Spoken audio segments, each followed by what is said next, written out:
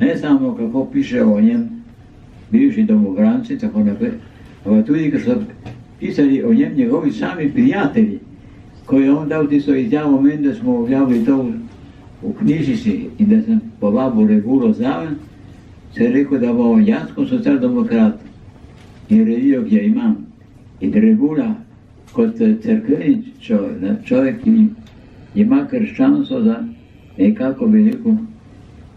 bistvo svojega življenja in svoje zgodovine, da bo recimo da ločena polja nekako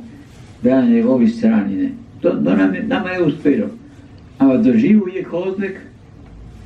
da vsi njegovi prijatelji, začeli si z gospodom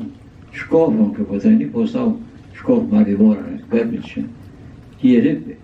predhodno bil proti temu. Češ, to je bil v Trstu, je bil gospod Škof. Kaj to počenja Pahor, ko pa zdaj Kozlek je dosegel neki takšen veliko položaj v Sloveniji po 10 letih molka in po 10 letih pravzaprav tabuja kompletnega je, da zdaj on gre v Pariz, da on nekako se premika in nekako živi novo življenje, da bo vse to pokvarjeno zdaj s tem, da bo on dajal to izjavo Pahorju, ki pravzaprav nastopa on zaradi tega, da bo poleg Kozleka imel tudi on neko veljavo v zgodovini. To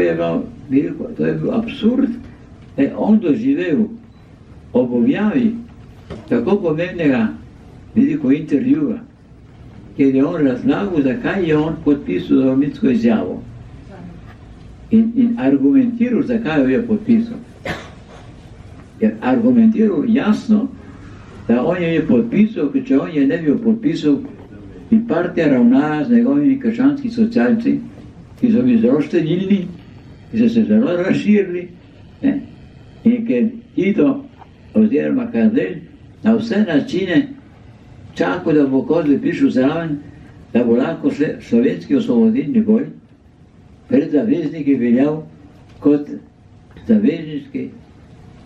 boj Slovencev združenih za svobodo.